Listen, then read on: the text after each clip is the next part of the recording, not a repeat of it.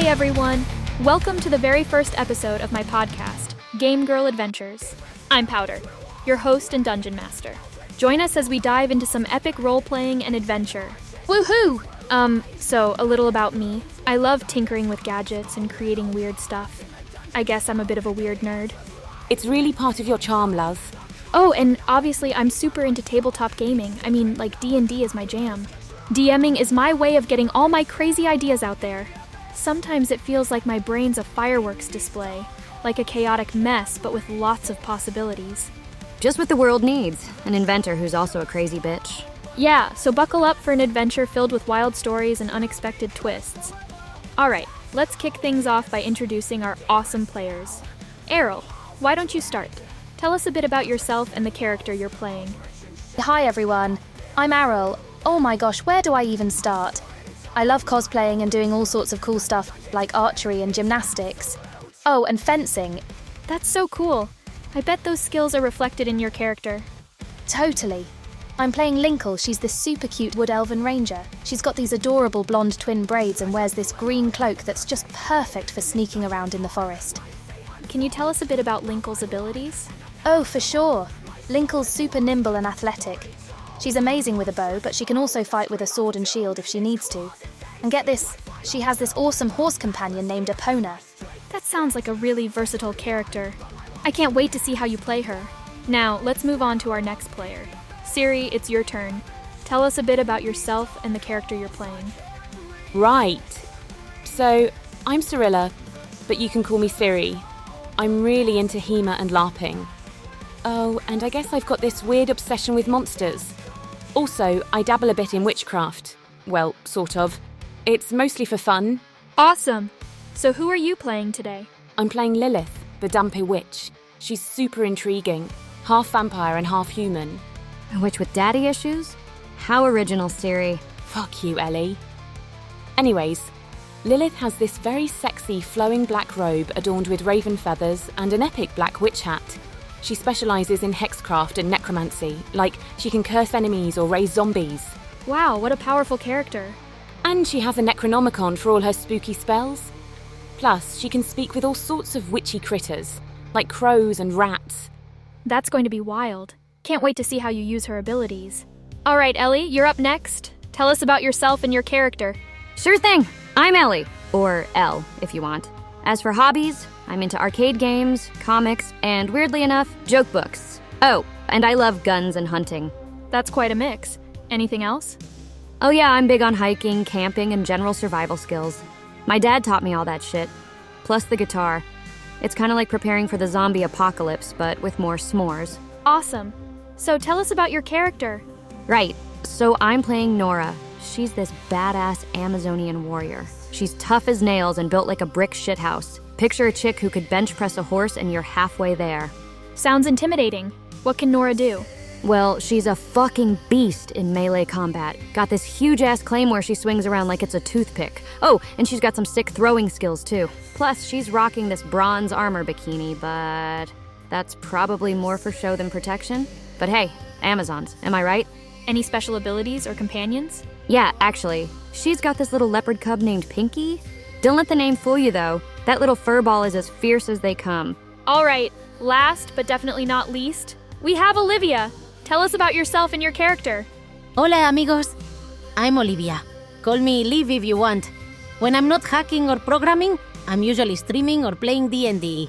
Oh, and I've got a soft spot for vintage video games. That's so cool. What character are you playing today? I'm rocking Olive, a wood nymph druid.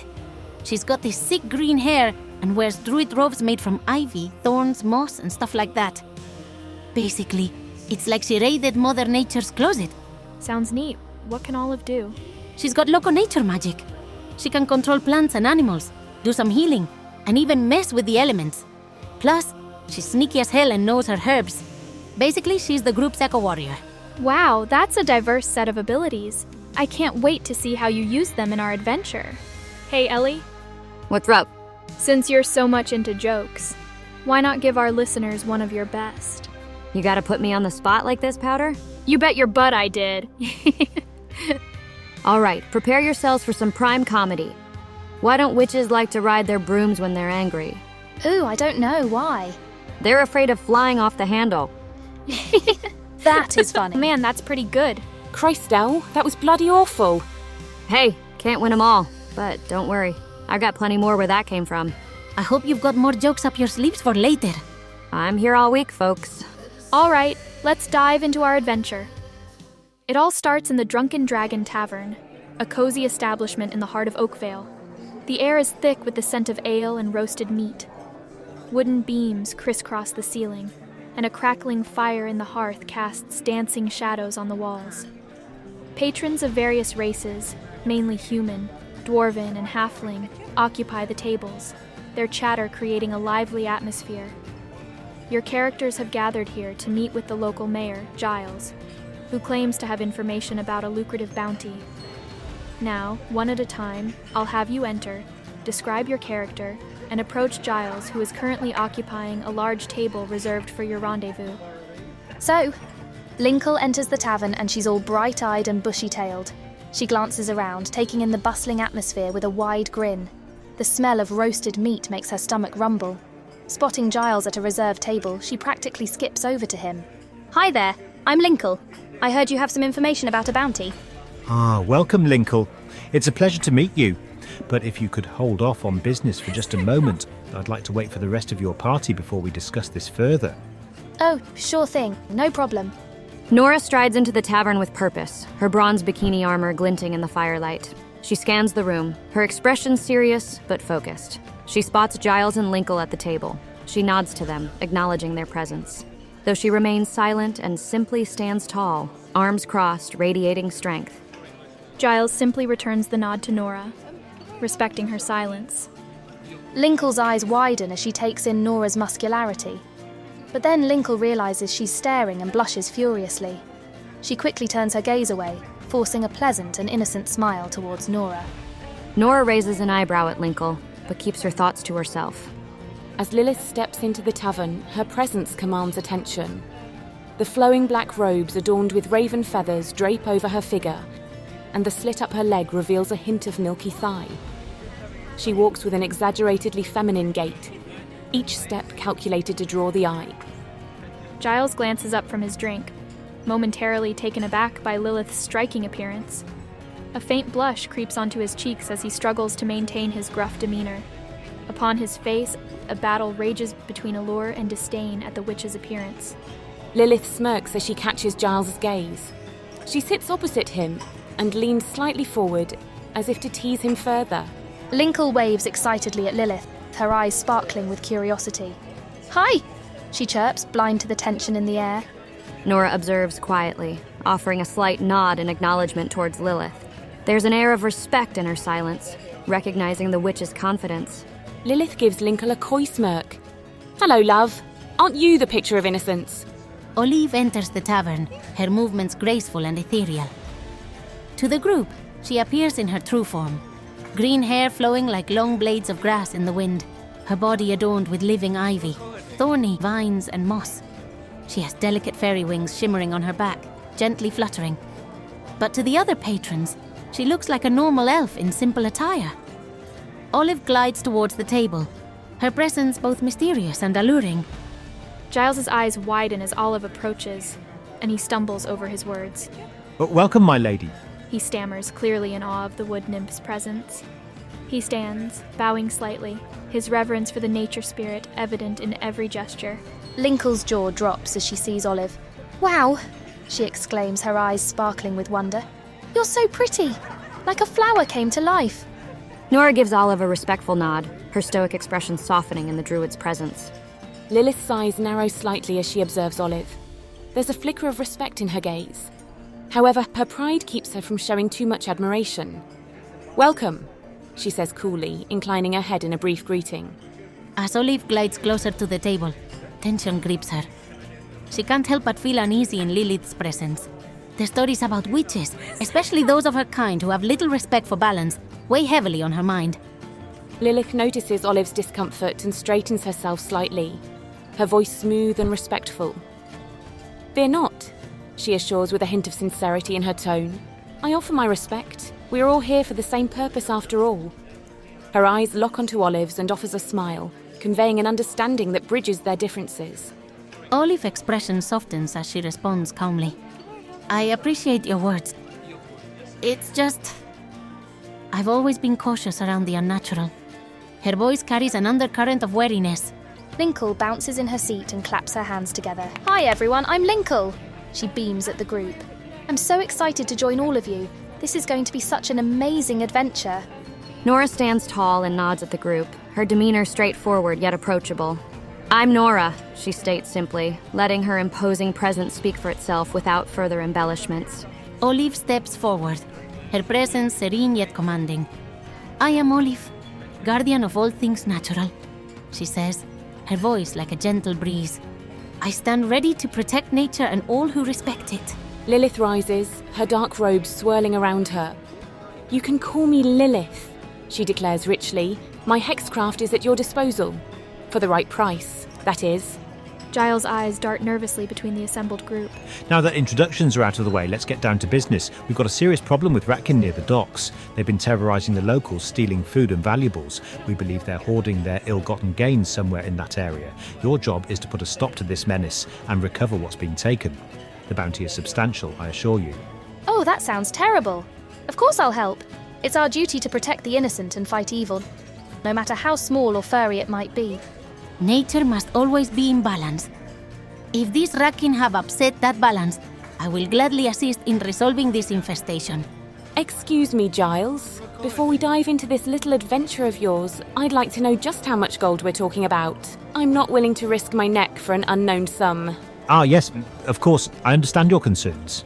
Should you bring the Ratkin to justice and return as much of the town's valuables as you can find, that would earn you 50 gold in total. That's honestly as much as the town's coffers can handle at the moment. I suppose that sum will have to do, though I hope you realise my talents are worth far more. Still, I'll lend my aid to this pest control endeavour. Excellent! I'm glad I could count on you. Now, as for the Ratkin's nest, we believe it's located somewhere along the riverbank in the nearby forest east. Reports from locals suggest they've been seen scurrying back and forth after dusk. Hey, Powder! Can I make a nature check to remember some lore about Ratkin? Sure, Olivia. Go ahead and roll. All right. I rolled an 11. Ugh, that's kinda disappointing. Hold on a sec. Since Olive is a wood nymph and a druid, you get to add your intelligence to your nature check. Oh, right. My intelligence is a D6. Perfect. Roll that d6 for me. Okay, here goes. I rolled a 5. Alright, so that brings your total to 16, making it a success. Olive remembers that Ratkin are devious and skittish creatures, often scavenging for food and shiny objects. They tend to avoid confrontation unless cornered, but when they do fight, they can be surprisingly dangerous. They also guard their acquired belongings with gusto. I suggest we make our way to the riverfront. The locals might have seen the Ratkin recently and can point us in the right direction. Sounds good to me. The sooner we find these little pests, the better. So excited! As long as we don't waste time, I'm in. Let's gather our intel and move swiftly. As the group stepped out of the Drunken Dragon Tavern, the warm, early evening air wrapped around them like a comforting blanket.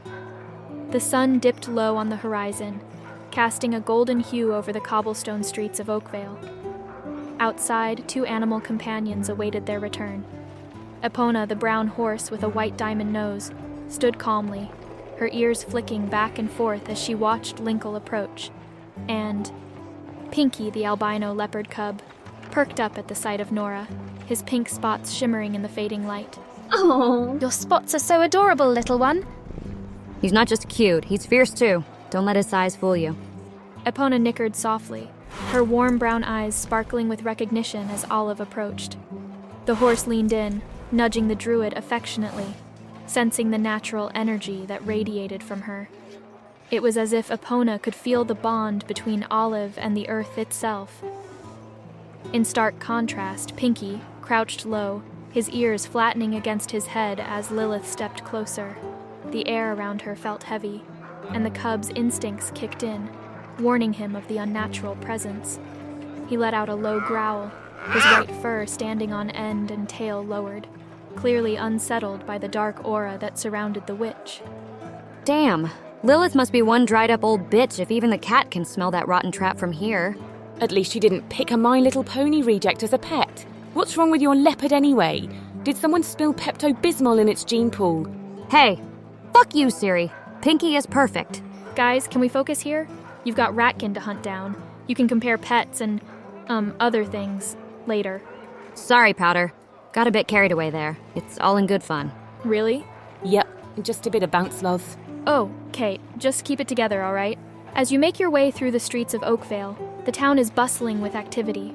Workers are heading home after a long day, many of them making their way to the Drunken Dragon for a well-deserved drink.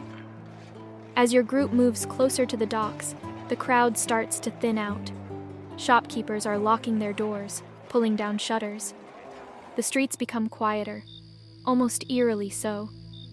Only a few merchants remain, hastily securing their wares before nightfall. The less distractions, the better. Easier to catch any unwanted visitors. You might think so, my Amazonian friend. Yet as the shadows grow longer, it's easier for the clever little vermin to stay out of sight. While I loathe to side with La Bruja, she is correct. Ratkin are most adept at hiding in shadows. Hey, Powder. Can Linkle stop one of the locals and ask for any rumours they might have about the Ratkin? Oh, of course, Aryll. Roll a persuasion check and add your charisma bonus, since Linkle's such a cute elf. Thanks, Powder. Okay, let me see here. So, Linkle's charisma is a D6. I rolled a 9 on the D20 and a 5 on the D6. That's, 16? Close, Aryll. But actually, that's a 14. Still a success, though. Let's see how Linkle charms that local. Excuse me, sir. Hello there, I'm Linkle. My girlfriends and I are looking for the Ratkin that have been causing trouble in the village. Have you seen any around here? The elderly man startles at first, clearly taken aback by this charming elf maiden suddenly addressing him, especially amongst the party of young ladies. He's wearing simple merchant's clothes, and his wrinkled face breaks into a gentle smile as he regards Linkle. Bless you, young maiden. While I haven't seen the vermin myself, mind you, there's been rumour. Down by the riverbank, you'll find their tracks and the mess they leave behind. Paw prints in the mud and trash scattered about. Guys, since Linkle's a ranger, she's really good at tracking. If we find a trail, she can totally follow it. Sounds like a solid plan, Aryll. If we can find their tracks, we can catch them off guard. I'm all in. Yeah, I'm down too. Let's show those Ratkin who's boss. I mean, how hard can it be to take down a bunch of furries? Let's go find those tracks and put an end to their mischief. After you wave goodbye to the old man and rejoin the group, the adventuring party makes their way down to the riverbank where the village docks are located. The sky above them is becoming a canvas of deepening blues and purples as the sun dipped below the horizon. The last rays of sunlight begin to fade, and twinkling stars emerge, dotting the heavens like scattered diamonds. The gentle flow of the river accompanied their steps, a soothing sound that contrasted with the growing chill in the air. Mist billowed up from the water's surface, curling around the banks like a soft, ghostly embrace. The temperature dropped, and the coolness wrapped around them, making the atmosphere feel both peaceful and a little eerie. With no other souls around, the silence was palpable, broken only by the occasional rustle of leaves and the distant call of a night bird. The adventurers moved cautiously, their senses heightened, aware that the tranquility of the scene could easily mask lurking dangers. All right, girls. As you approach the riverbank, I need each of you to roll a perception check. Remember to add your wisdom modifier to the roll. Okay, here goes. Let's see. That's 19 total. 12, 13, 14, 15. Yeah, 15. I rolled a 20. A natural 20? No. Just in total, Powder. So, 23. Great rolls, everyone. As you scan the area, the mist swirls around your feet, and the sounds of the river create a serene backdrop. Each of you notices different details in the environment. Leading up to the riverbank, all of you notice a trail of debris leading down to the water's edge. Scattered across the cobblestone street, Nora and Lilith notice human-sized, bestial footprints, tracking mud and grime as they make their way toward the river. The prints are unmistakably rat-like, and Lilith's keen eyes catch the details that others might miss, due to her familiarity with their smaller cousins. These are definitely paw prints left by the Ratkin. The debris scattered along the path consists mostly of dropped, partially eaten food crumbs and an assortment of shiny objects. Coins, jewelry, shards of glass, and small bits of metal glinting in the fading light. A clear sign that the ratkin have been busy scavenging this evening already. Pinky, watch your step, little one. We're both barefoot, and I don't want you getting hurt on this detritus. Good boy, just keep your eyes peeled for anything sharp. The trail of debris leads deeper into the forest, where the trees loom tall and ancient, their gnarled branches intertwining overhead. The mist thickens, swirling around the trunks like ghostly tendrils, creating an eerie atmosphere that feels almost cavernous beneath the canopy. Shadows dance in the dim light, and the air grows cooler, sending a shiver down the spines of the adventurers. As they venture further, the sounds of the river fade, replaced by the soft rustle of leaves and the occasional snap of a twig underfoot. The path narrows, winding through the underbrush, and the scent of damp earth fills their nostrils. Each step feels heavy with anticipation, as if the forest itself is holding its breath, waiting for the next move. As you continue deeper into the forest, the thick canopy overhead begins to block out what little natural light remains. The trail of debris and paw prints becomes harder and harder to follow in the growing darkness. I can conjure the elements to light our way. A pure, natural radiance to guide us safely. Please, I can provide a much more effective source of illumination, one that will light our way much better than a tiny swarm of fireflies. Your unnatural magics will only bring misfortune upon our group. The forest itself rejects such profane energy. Ha! By the Dark Mother's teats, you sound like every other superstitious tree hugger I've met. Such insufferable naivety. Can we just get on with it before we all trip over our own feet? Yeah, making all this racket in the darkness is starting to make me feel, very, nervous. Hey, Powder, do I need to roll to cast a light spell? Yep, just a reminder for you and Liv. Under my house rules, casting always requires a successful roll. For most types of magic, a critical failure is what causes a backlash. But what? Well, Lilith's hexcraft is different. Any failure has a chance to cause a backlash. So, you might want to be careful. Ha ha ha. Careful. Darling, where's the thrill in playing it safe? Your magic's got performance issues now. Well, actually, about that. Olive's nature magic works a bit differently too. Since it comes from a place of power, in this case nature, it kind of has a mind of its own as well. What do you mean, chica? Well, okay. So if Olive tries to heal someone that nature deems unworthy, the spell might just fail. Divine powers like nature can be pretty picky about who deserves its help. So I guess what that means is that we're both equally buggered when it comes to reliable magic. It's not all bad. The upside is that you both can cast spells as much as you want. There are no spell slots, and no concern about mana. Not to mention that you can attempt any spell within your specialty, regardless of level. However, the higher level the spell, the harder it is to cast and the higher chance of a backlash. Alright, so which of you two wants to take a shot at casting first? Maybe Liv should try first? I mean, at least if her nature magic fails, we won't end up cursed or something. Well, since neither Nora nor Linkle know anything about spellcasting, it's really up to Olive and Lilith to figure this out between themselves. Fine, I concede. I guess let the pixie conjure her little fairy lights. Though, if we find it lacking, I'll just have to give you a taste of real magic. Nature has always provided for me when in need. Watch and learn what true harmony with the elements can achieve, bruja. Okay, Powder. Can you remind me how rolling to cast works? Sure, Liv. And actually, this might, be a great time to give our listeners a little insight into my house rules. So, while I am mostly going by D&D rules, you guys at home likely already, recognize that I do things a bit differently. Basically, my, style of play relies more on dice than modifiers. Instead of having a d20 and a +2 here and a +1 there, I just assign dice to a stat instead. So, it's more like a dice pool system. I won't, get too deep into it, because you guys will learn as we play. But that, also means that the lowest bonus is a d4. To counter that, I also assign a dice based on what I determine the difficulty of the task, which I add to 12. So an easy DC is 12 plus a d4, while a near impossible roll is 12 plus a d20. There are ways to add, additional dice. For example, weapons and armor, add dice to the pool.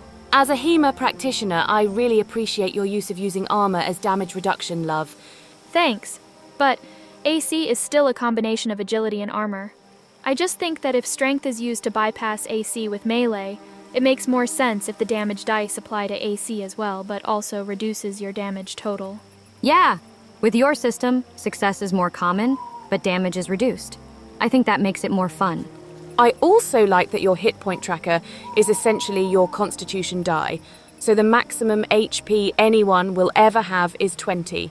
Even bloody monsters. It feels more efficient and also makes everything feel a bit gritty. That's all cool, Powder.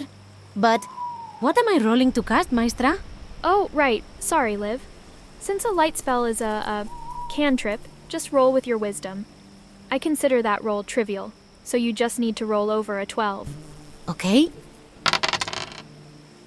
That's a 15, Powder. Nice, Liv. You successfully cast the light spell. Now can you describe how Olive's magic manifests? So, at first, it looks like nothing's happening.